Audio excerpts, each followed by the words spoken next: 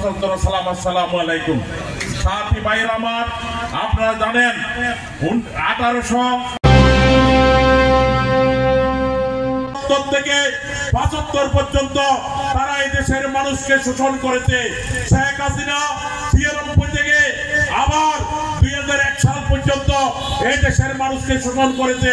2008 সালে মঈনুদ্দিন ফখরুদ্দিনের নেতৃত্বে সরকারের সাথে আতাত করে তারা আবার এই দেশে পেশিবাদ কায়েম করেছিল। সাথী ভাইরা আমার, আপনাদের উদ্দেশ্যে মাগরিবের সময় হয়েছে, আমি আর বেশি সময় নিব না। আজকে আপনারা এখানে উপস্থিত হয়েছেন, আপনারা একটা জিনিস মনে রাখবেন, আমরা সব সময় এই বোয়ালখালীর সকল দাবি দেওয়ার ব্যাপারে সোচ্চার। এই বোয়ালখালীর উন্নয়নের জন্য আমরা সোচ্চার। বোয়ালখালীতে কোনো কাঙ্ক্ষিত কোনো উন্নয়ন হয় নাই।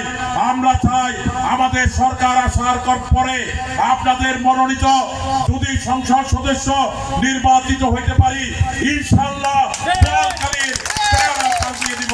ইনশাআল্লাহ এই বোয়ালখালী হবে চট্টগ্রামের মধ্যে সবথেকে দামি জায়গা, এই উপশহর এই বোয়ালখালী ইনশাআল্লাহ প্রতিষ্ঠাতা হবে। সাথী ভাইরা আমার, আপনাদের সকলকে আমি আমার অন্তরাত্মা জানিয়ে আমি আমার বক্তব্য শেষ করছি। খোদা হাফেজ।